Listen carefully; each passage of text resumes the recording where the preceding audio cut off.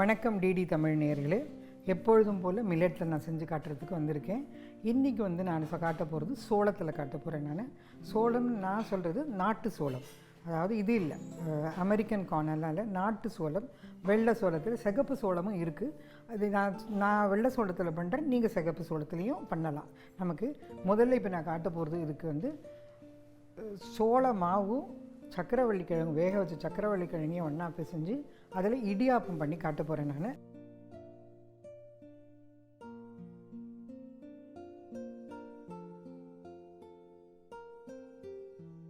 சோள மாவு வேக வச்சு நல்லா மசிச்ச சக்கரவள்ளி கிழங்கு, உப்பு, ரொம்ப இம்பார்ட்டண்ட் இதில் என்னன்னு சொன்னால் தேங்காய் எண்ணெய்.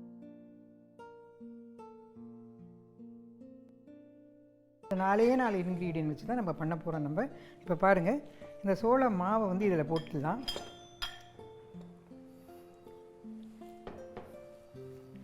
கூடவே இது சக்கரவள்ளி கிழங்கு, கொஞ்சம் உப்பு, அப்புறம் தேங்காய் எண்ணெய். நீங்கள் நான் தேங்காய் எண்ணெய் போடுறேன், ஏன்னா அந்த ஸ்மெல்லுக்கு உங்களுக்கு பிடிக்காதுன்னா விட்டுருங்க, பரவாயில்ல. ஆனால் எண்ணெய் எதுவும் இல்லாமல் மாவு பிசையாதீங்க நீங்கள், ஏன்னா அது பைண்ட் ஆகாது. ரெண்டாவது அது அந்த இதுதான் நல்லா இருக்கும். கொஞ்சம் தண்ணி தெளிச்சுக்கலாம். நம்ம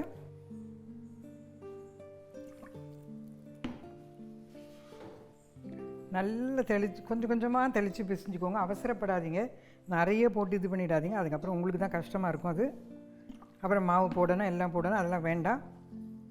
இது ஆக்சுவலி சக்கரவள்ளி கிழங்கு இல்லாமையும் நீங்கள் பண்ணலாம். வெறும் சோள மாவும் உப்பு எண்ணெயும் போட்டு கூட காலையில் அவசரமாக இருக்கீங்களா அதுவும் பண்ணலாம். பாருங்கள், தானே எப்படி நல்லா பிசைஞ்சு வரும் பாருங்கள். கொஞ்சம் நான் சொன்ன மாதிரி தெளித்து இது பண்ணுங்கள், கொட்டிடாதீங்க தண்ணியை.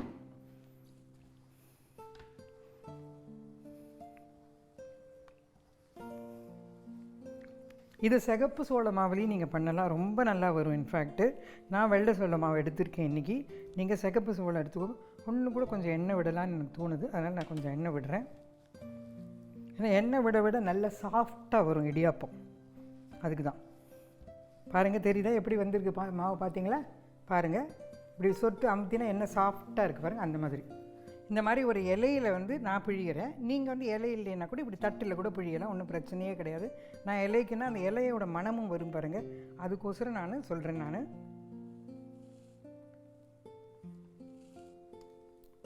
நல்லா ஒரு பயப்படவே வேணாம். அந்த பாருங்க, புரிஞ்சுதா எவ்வளோ நல்லா வந்திருக்கு பாருங்கள். இதை இப்போ இதில் இந்த இட்லி பானை இதில் வச்சிடலாம்.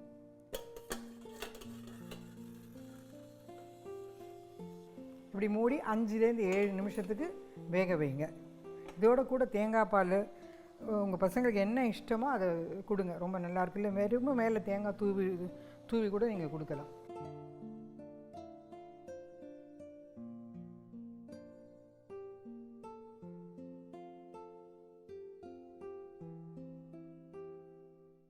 பாருங்கள், 7 நிமிஷம் கிட்டத்தட்ட ஆயிடுச்சு. இப்போது திறந்து காட்டுறேன் நான் உங்களுக்கு எப்படி வந்திருக்கு பாருங்கள். இந்த வாழை இலையில் சூடாக இருக்குது. 1 நிமிஷம் இப்படி காட்டுறேன். எனக்கு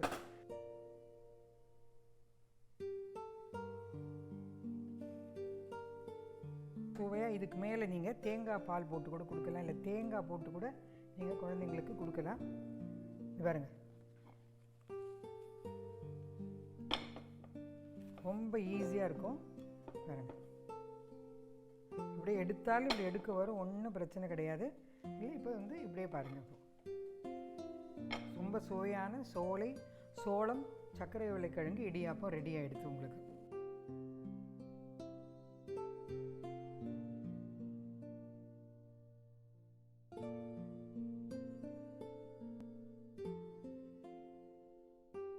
இப்போ தான் நம்ம சோளம் சக்கரவள்ளி கிழங்கு இடியாப்பம் செஞ்சோம் இல்லையா? அடுத்து நம்ம செய்ய போகிறது சோளத்தில் லட்டு. ரொம்ப ஹெல்த்தியானது. ஆக்சுவலி சோளம் எனர்ஜி கொடுக்கும், பாடிக்கு ரொம்ப எனர்ஜி கொடுக்கும் நமக்கு. அது ரொம்ப ஈஸியாக செய்யலாம். அதுக்கு வேண்டிய தேவையான பொருட்கள் என்னன்னு சொன்ன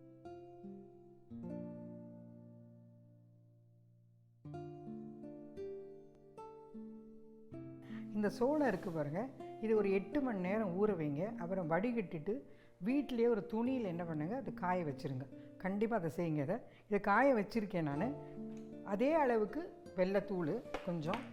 இப்போ அதே அளவுக்கு நான் வந்து உடச்ச கடலை மாவு இல்லை பொட்டுக்கடலை மாவுன்னு சொல்லுவாங்களே, அதை எடுத்துருக்கேன்.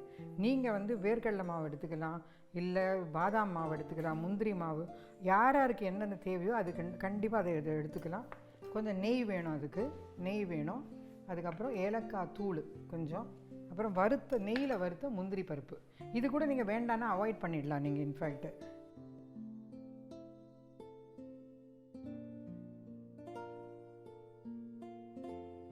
8 மணி நேரம் ஊற வச்ச சோளம் இருக்கு இல்லையா, இதை வந்து கடாயில் வந்து போட்டு நல்லா வீடே மணக்கணும், வீடுன்னு இல்லை தெருவே மணக்கணும், அந்த மாதிரி நீங்கள் இதை வறுத்துருங்க.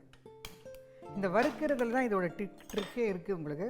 நீங்கள் நல்லா வறுக்கலைன்னு வச்சுக்கோங்களேன், அது உங்களுக்கு மிக்சியில் சரியாக இதுவாகாது. முடியுன்றவங்க வறுத்து மிஷினில் கூட கொடுத்து இது பண்ணி வச்சுக்கோங்க. சோளம் மாவு கிடைக்கிறதுன்னா அதையே இப்படி நேரடியாகவும் இந்த மாதிரி வறுக்கலாம், ஒன்றும் தப்பு கிடையாது.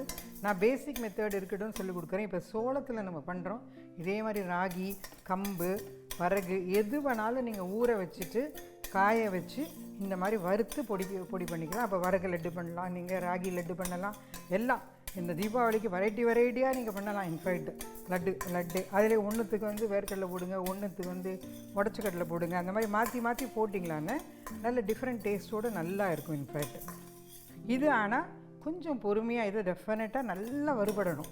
அதுவும் சோளம்லாம் நல்லா வறுபடணும், இல்லைன்னா ரொம்ப இதுவாகிடும். வரையெல்லாம் டக்குன்னு இதுவாகிடும். பட் சோளத்துக்கெல்லாம் கொஞ்சம் டைம் எடுக்கும், ஆனால் டேஸ்ட் நல்லா இருக்கும். அதான் சொன்னேன், இது எனர்ஜி பூஸ்டர். இது பாருங்கள், இது பொன்னிறமாக இப்படி நல்லா வறுத்துக்கோங்க, நல்ல ஸ்மெல்லும் வரணும். அப்புறம் அணைச்சிட்டு கொஞ்சம் ஆறினோடனே மிக்சியில் போட்டு பொடி பண்ணிக்கணும்.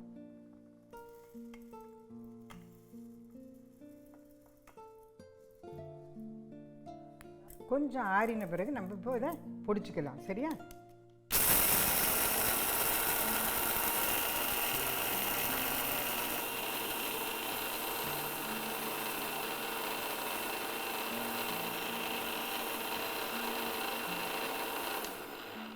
பாருங்கள் எப்படி மாவு மாதிரி வந்திருக்கா. இதை அப்படியே இந்த பவுலில் கொட்டிடுங்க. இப்போது பொட்டுக்கடலை மாவு, உடச்ச கடலை மாவு நான் இதில் போடுறேன்.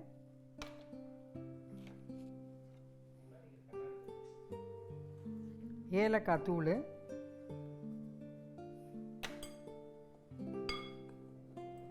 நல்லா மிக்ஸ் பண்ணிக்கோங்க, கையிலேயே மிக்ஸ் பண்ணிக்கோங்க.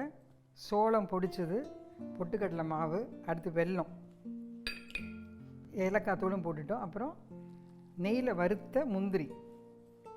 இது வந்து ஆப்ஷனல் தான், உங்களுக்கு வேண்டான்னா விட்டுருங்க, நீங்கள் அதை பற்றி ஒன்றும் பிரச்சனையே கிடையாது.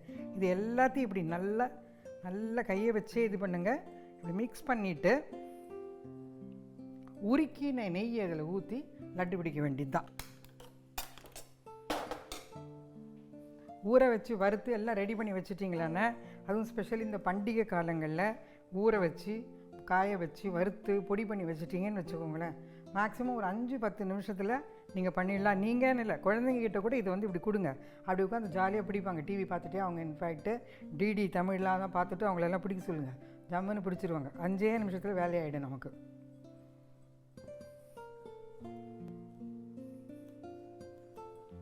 ஆனால் உருக்கின நெய் தான் கண்டிப்பாக, சூடாக இருக்கிற நெய் தான் போடணும். நம்ம சூடு இல்லைன்னா நமக்கு லட்டு பிடிக்க வராது. அதனால் அவசரப்படாதீங்க, கொஞ்சம் அந்த இது நெய்யை உருக்குங்க, அப்போ தான் இது வரும். சோளம் திருப்பி சொல்கிறேன், ரொம்ப எனர்ஜி பூஸ்டர். அது ரொம்ப நல்ல உடம்புக்கு ரொம்ப நல்லது. இதே நான் வந்து இப்போ உங்களுக்கு வெள்ளை சோளத்தில் பண்ணியிருக்கேன், நீங்கள் சிகப்பு சோளத்துலேயும் பண்ணலாம், அதுவும் ரொம்ப நல்லா வரும். இன்ஃபேக்ட்டு இதே மெத்தட் தான் திருப்பி. ஆனால் சோளம் மாத்திரம் 8 hours ஊற வைக்கணும். நீங்கள் மாவுன்னா சரி பரவாயில்ல, டக்குன்னு எடுத்து நல்லா வறுத்துட்டு அதுக்கப்புறமா பண்ணிக்கலாம். பட் சோளமாக செய்கிறீங்கன்னா கண்டிப்பாக 8 மணி நேரம் ஊற வைங்க. அதுக்கு கம்மியாக ஊற வச்சிங்களான்னு அது சரியான ஒரு டேஸ்ட் வராது. நான் ட்ரை பண்ணியிருக்கேன் நான். இங்கே பாருங்கள், இப்போ இது ஆயிடுச்சா.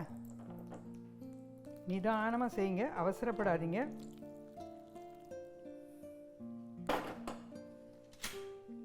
கொஞ்சம் சூடு அப்படி மிக்ஸ் பண்ணிக்கோங்க.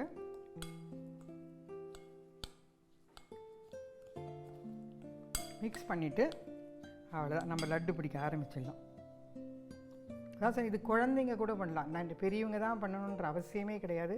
உங்கள் வீட்டு குழந்தைங்க கிட்ட கூட நீங்கள் டெஃபினட்டாக நீங்கள் கொடுக்கலாம். அவங்களே உட்கார்ந்து இப்படி நல்லா இப்படி பிடிங்க, அழுத்தமாக பிடிச்சிங்களான்னா நல்லா நிற்கும். ஆனால் இது கிட்டத்தட்ட ஒரு ஷெல்ஃப் லைஃப்னு சொன்னால் இது 1 வாரம் வச்சுக்கலாம், ஒன்றும் ஆகாது உங்களுக்கு. நல்லா வரும், லட்டும் டேஸ்டியாக இருக்கும். முடியும்னு சொன்னால் உங்களுக்கு பாதாமை வந்து ஊற வச்சு தோல் எடுத்துட்டு அதை காய வச்சு அதை வந்து நீங்கள் பொடி போட்டால் இன்னும் டேஸ்டியாக இருக்கும். முந்திரி கூட போடலாம். அதெல்லாம் அவங்கவுங்களோட இஷ்டம்தான். அவங்கவுங்க வீட்டில் என்னென்ன எப்படி பண்ணுவீங்களோ உங்கள் இஷ்டத்துக்கு நீங்கள் பண்ணலாம். இன்ஃபேக்ட் அது சிகப்பு சோளத்தில் பண்ணிங்களான்னு ஒன்று நல்லா அப்படியே ரெட்டிஷாக ரொம்ப அழகாக இருக்கும். இன்ஃபேக்ட்டு ட்ரை பண்ணி பாருங்கள். சோளனில் ராகி கம்பு எல்லாத்துலேயுமே பண்ணலாம். இன்ஃபேக்ட் இந்த மாதிரி சோள லட்டு செஞ்சு பார்த்துட்டு எங்ககிட்ட சொல்லுங்கள், எப்படி வந்ததுன்னு சொல்லுங்கள். இது டெலிகாஸ்ட் ஆன பிறகு எங்களுக்கு சொல்லுங்கள். சோளன்னு இல்லை, எல்லாத்துலேயுமே நான் திருப்பி சொல்கிறேன். நான் வரகு லட்டு பண்ணுங்கள், எல்லாமே ட்ரை பண்ணுங்கள். இன்ஃபேக்ட் மில்லட் ஒன்றும் கஷ்டமே கிடையாது. இந்த ஊற வைக்கிறது தான் நமக்கு ஒரு பார்ட்டியை தவிர, அது தவிர மில்லட் வந்து நமக்கு ரொம்ப ஈஸியான ஒரு சமையல் தான். இதில் ஒரு ஆர்வம் எடுத்துக்க ஆரம்பிச்சிங்களான்னு நீங்கள் ஆட்டோமேட்டிக்காக உங்களுக்கும் கண்டிப்பாக வரும். அது ஃபஸ்ட்டு இந்த ஆரம்பிக்கிறது தான் எல்லாருக்குமே கொஞ்சம் கஷ்டம். ஆனால் ஆரம்பிச்சிடுங்க, டக்குன்னு ஆரம்பிச்சிங்களான்னு கண்டிப்பாக உங்களுக்கு ஈஸியாக வரும். நீங்களே அப்புறம் சொல்லுவீங்க ரொம்ப ரொம்ப நல்லா இருந்தது அப்படின்னு சொல்லி ஆரம்பிச்சிடுங்க. நீங்கள் எல்லா மில்லட்டுமே ஒன்றும் கஷ்டமே கிடையாது. இட்லி தோசையிலேருந்து எல்லாமே செய்யலாம். சூப் கூட செய்யலாம், இல்லை கேக்கெல்லாம் கூட செய்யலாம். அதில் கேக்கு நான் ஒரு எபிசோடில் உங்களுக்கு கப் கேக் கூட பண்ணி காமிச்சிருக்கேன் நான். நீங்கள் அது கூட பண்ணி ட்ரை பண்ணலாம். எதுவும் வராதுன்னே கிடையாது. மில்லட்டில் எல்லாமே வரும். புட்டு எல்லாமே பண்ணலாம். நம்ம இடியாப்பம் எல்லாமே பண்ணலாம். அப்படியே ஷைனிங்காக ஒரு சோள லட்டு எவ்வளோ நல்லா இருக்கு பாருங்கள். இது டெஃபினட்டாக பண்ணி பார்த்துட்டு எங்களுக்கு சொல்லுங்கள்.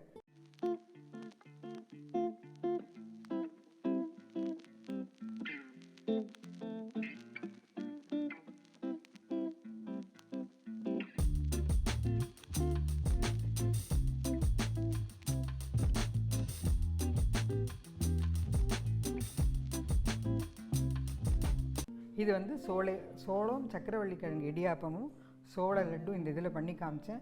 கண்டிப்பாக நேரெல்லாம் ட்ரை பண்ணிவிட்டு எப்படி இருக்குன்னு எங்கள் கிட்டே சொல்லுங்கள்.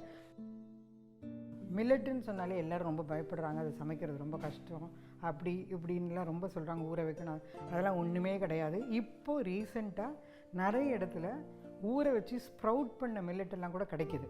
அதனால் அது கூட அதை வாங்கி நீங்கள் ஒரு 10 நிமிஷம் ஊற வச்சா போதும், உடனே நம்ம செஞ்சிடலாம் அதை. அதனால் அந்த மாதிரி மில்லட் எங்கேயானு இருக்கா பாருங்கள், தெரிஞ்சதுன்னா வாங்குங்க. இப்போ நானே யூஸ் பண்ணுறேன், ஸ்ப்ரவுட்டட் மில்லட்டுன்னு கிடைக்கிது இப்போது. அது அவங்களே ஊற வச்சு நமக்கு ஸ்ப்ரவுட் பண்ணி காய வச்சு கொடுக்குறாங்க நமக்கு. இன்ஃபேக்ட்டு அதை யூஸ் பண்ணி பாருங்கள். 10 நிமிஷம் அதை ஊற வச்சுட்டு எல்லா மில்லட்டும் அந்த மாதிரி கிடைக்கிது. அந்த மாதிரியும் ட்ரை பண்ணி பாருங்கள். மில்லட் ரவா இருக்குது, மில்லட் அவல் இருக்குது, எல்லாமே மில்லட்டில் இல்லாதே கிடையாது. அண்ட் மில்லட்டில் செய்ய முடியாதுன்னு எதுவுமே கிடையாது. மில்லட்டில் எல்லாமே நம்ம செய்யலாம். திருப்பி நான் சொல்கிறேன், சூப்லேருந்து கேக் வரைக்கும் எல்லாமே செய்யலாம். நானே புக்கில் கூட எழுதியிருக்கேன். தைரியமாக ட்ரை பண்ண ஆரம்பிங்க. ஆரோக்கியமாக இருக்கிறதுக்கு பாருங்கள், அதுதான் முதல்ல. ஏன்னா இது வெளியில் வாங்கும்பொழுது அதில் மைதா மிக்ஸ் ஆகிருக்கா, என்ன மிக்ஸ் ஆகிருக்குன்னு நமக்கு தெரியல. அப்போது அதனால் நல்ல ஆரோக்கியமாக சாப்பிட்டு குழந்தைங்களே அடுத்த தலைமுறைக்கு நம்ம என்ன விட்டுட்டு போகிறோன்றது தான் ரொம்ப பெரிய கேள்விக்குறி இப்போ இருக்கிறதுலே. அடுத்த தலைமுறைக்கு நல்ல உணவு பழக்கத்தை நம்ம கொடுத்துட்டு போகணும். நம்ம கொடுத்தா தான் பசங்க சாப்பிட போகிறாங்க. அதனால் நல்ல ஒரு உணவு பழக்கத்தை ஏற்படுத்திட்டு நீங்கள் அந்த பசங்களை வளர்த்திங்களான்னா நல்ல ஆரோக்கியமாகவும் இருப்பாங்க. நல்ல ஆரோக்கியமான வாழ்க்கையை நீங்கள் எல்லோரும் வாழணும்னு கேட்டுக்கிறேன். நம்ம வந்து சோள சக்கரவள்ளி கிழங்கு இடியாப்பமும் சோள லட்டும் பார்த்தோம் நம்ம இப்போது. இதோட இந்த எபிசோட் முடிஞ்சது. மீண்டும் பல மில்லட் ரெசிபிகளோடு நான் உங்களை சந்திப்பேன். நன்றி, வணக்கம்.